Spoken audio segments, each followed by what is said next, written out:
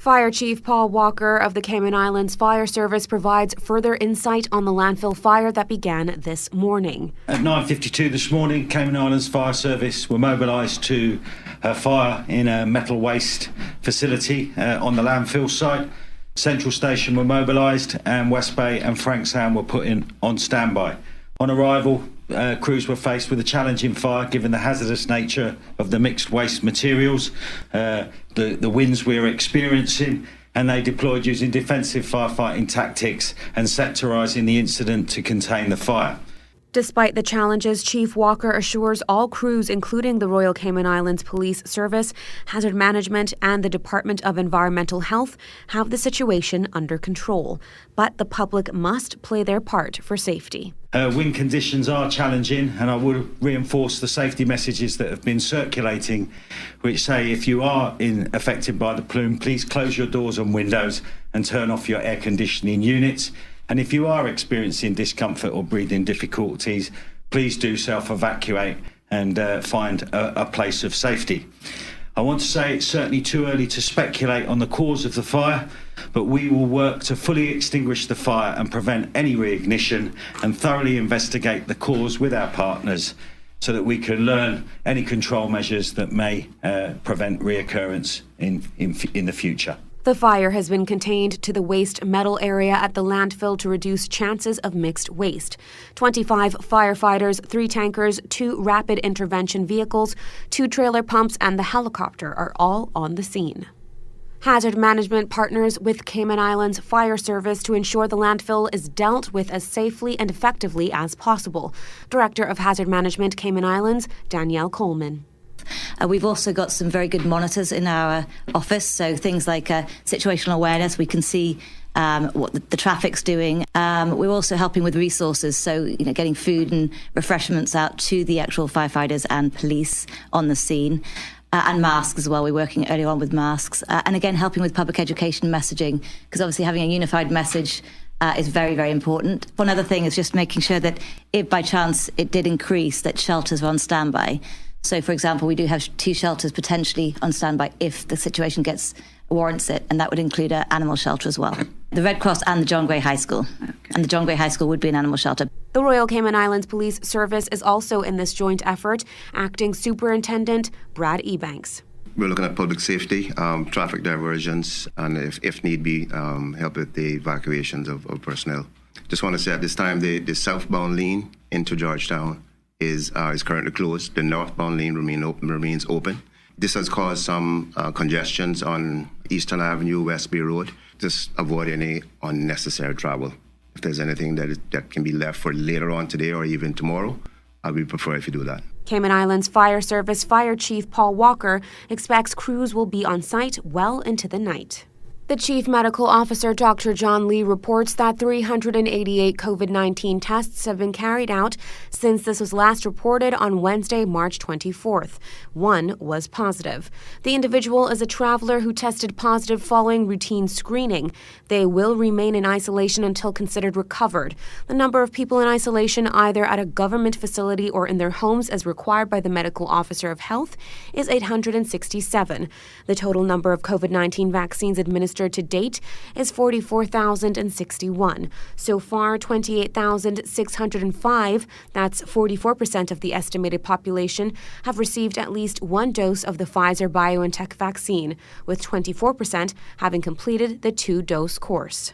Police are investigating 2 separate alleged breaches to the isolation protocols. As Radio Cayman's Carsley Fuller reports, both instances involved travelers quarantining at residence. In the first instance, during a routine welfare and compliance visit by Travel Cayman mobile compliance teams, they noticed that the travelers were in unapproved areas of the quarantine property. The team carried out an inspection, and it looked like the travelers may have tampered with their monitoring device. They were warned for intended prosecution and have been transferred from the quarantine at residence location to a supervised quarantine facility. In the second incident, this was also discovered during a routine check. Those travelers were found to also be in an unapproved area of the quarantine property. They were reminded of isolation protocols, and they will complete the remainder of their quarantine at the property. Public Health has confirmed that in both suspected breaches, all primary contact tracing protocols have been done, and there is, quote, no immediate cause for public health concern. Reporting for Radio Cayman News, I'm Karsley Fuller. The public and travelers are reminded that anyone found to be in breach of the mandatory quarantine provisions will be warned for intended prosecution and is liable on conviction to a fine of up to $10,000 and imprisonment for up to 2 years. The Royal Cayman Islands Police Service believes that a crime prevented is better than a crime solved. It is our aim to empower members of the public with information so that they can avoid becoming victims of crime, but also feel more safe and secure in their homes and neighborhoods. That's why PC Jody Ann Powery is sharing some crime prevention tips and encouraging residents to set up neighborhood watches. Get to know your neighbors. Communicate often and establish trust with each other. Contact your local police station to speak with a community policing officer who can help facilitate a watch group. Consider launching neighborhood chat groups through applications like WhatsApp that can enable everyone to be in easy and immediate contact. Another good deterrent is to always secure your home. A burglar is more likely to walk on by if it requires a lot of effort to get inside your house. Use high-quality locks, which are more resistant to twisting, prying, and lock-picking attempts on all exterior doors. Use a secondary blocking device. Always lock your doors and windows before leaving home. Don't leave valuables in plain sight of windows and sliding glass doors. Use interior and exterior lighting to show signs of life and activity at your residence at night or when you're at home. Implement an alarm system as an added safety measure and deterrent if possible. For more information, head to rcips.ky.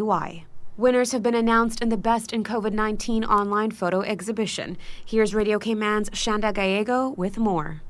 The Cayman Islands government and the National Gallery partnered up for an online photo exhibition exploring the COVID-19 lockdown's impact on the community.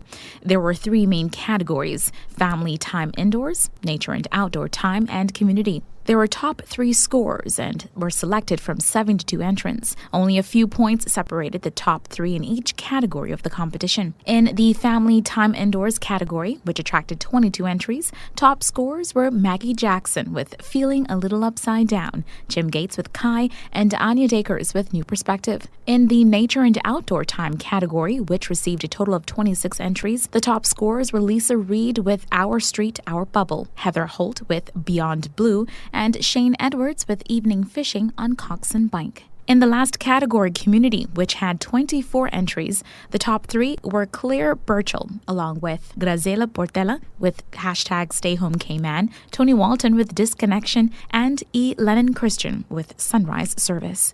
Deputy Governor and Head of the Civil Service, Honorable Franz Manderson, said, "Together we faced many challenges which called for many sacrifices, yet the year has proved we are a strong, resilient community. Warm congratulations to all who took part in this creative and meaningful look at how we as a community fared in 2020 to the rigors of life dictated by a pandemic."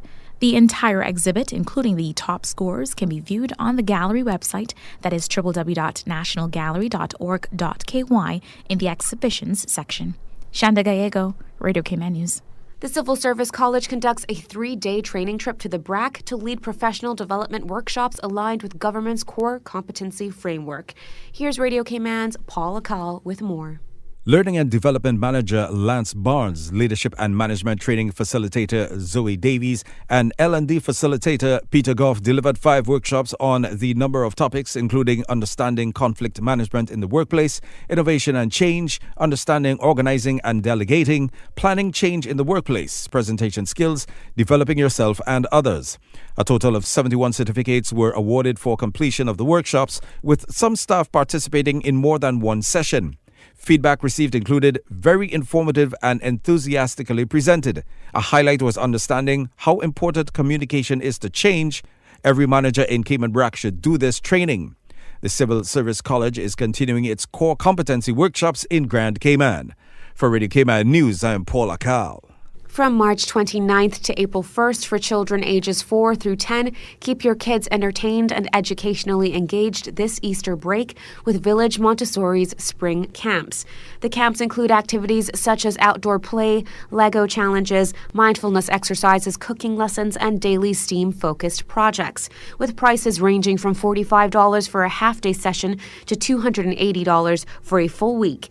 Email info@starfish.ky to learn more. And that was your evening news for Radio Cayman. I'm Felicia Rankin-Saelens.